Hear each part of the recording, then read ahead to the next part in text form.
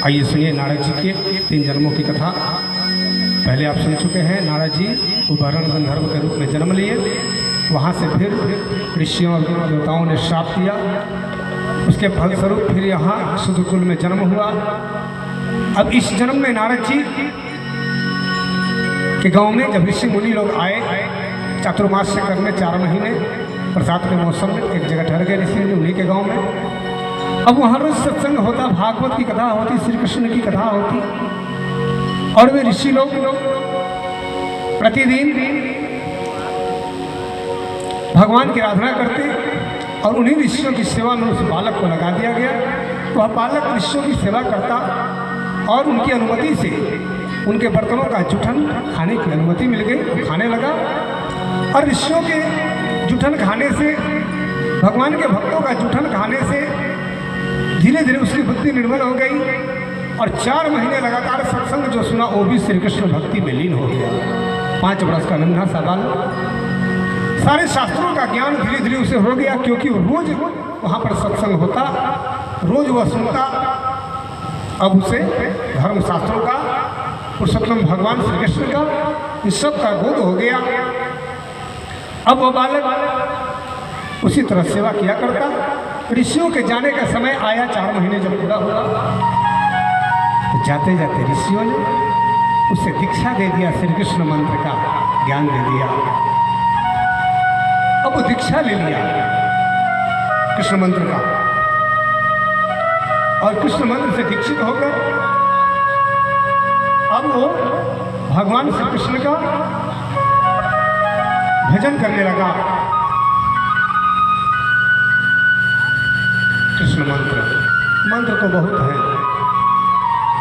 लेकिन कृष्ण मंत्र की दीक्षा क्यों लेनी चाहिए?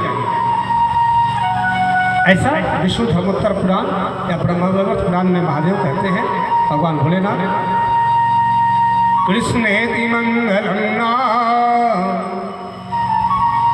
यस्य वाची प्रवर्तते भस्मी भवन्तु सत्यस्तु महापातक कोटयः। महादेव कहते हैं मंगलवाची, मंगल में श्री कृष्ण का नाम लेते ही तत्काल ही पापों की करोड़ों राशि भस्मीभूत हो जाती है कृष्ण कृष्ण कृष्ण कहने से। अतः श्री कृष्ण भक्तों के अंतःकरण में किसी प्रकार की भी पाप राशि टिक नहीं पाती, क्योंकि वो सुरत जागत ध्यान तुम्हारो कृष्ण पिया तुम्हें कहाँ पुकारो, इस भाव को प्राप्त हो जाता है श्री कृष्ण भक्त कि चलते सोते उठते बैठते नींद में करवट लेते कृष्ण कृष्ण कहता है, क्योंकि उसके गुरु ने दाहिने कान में उसको 3 बार कृष्ण मंत्र जो दे दिया है। अब वह शूद्र बालक भी कृष्ण भक्ति में लीन हो गया। ऋषियों के जाने के बाद एक दिन उसकी माँ गाय धोने जा रही थी, उसको सर्प ने डस लिया, वो मर गया। अब वो अकेला हो गया, 5-6 वर्ष का नन्हा सा बालक, अब जाए तो कहाँ जाए? अब वो कथा में सुन चुका था कि सबसे बड़े मित्र, सबसे बड़े गुरु, सबसे बड़े सहायक भगवान ही है, क्योंकि संसार तो स्वार्थ बस प्रेम करता है, स्वार्थ बस सहायता करता है, स्वार्थ बस मिलता है जुलता है, लेकिन परमात्मा को कोई स्वार्थ ही नहीं। जो उनकी शरण में जाते हैं वो उसकी सहायता करते हैं, वो उसके मददगार हो जाते हैं। अब वो बालक धर्मशास्त्रों में सब कुछ सुन चुका था, वो चला गया मधुबन और वहाँ जाकर यमुना के तट में स्नान करता 3 समय, सुबह दोपहर संध्या, और जो जंगली फल मूल मिल जाता उसी को भगवान श्री कृष्ण को भोग लगा देता और वही प्रसाद खा लेता।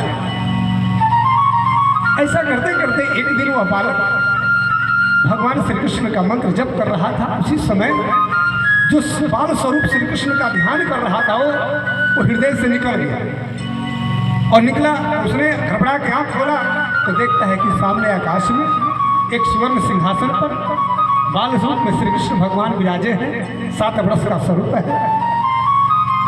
और एक झलक दिखा के फिर भगवान अंतर्ध्यान हो गए।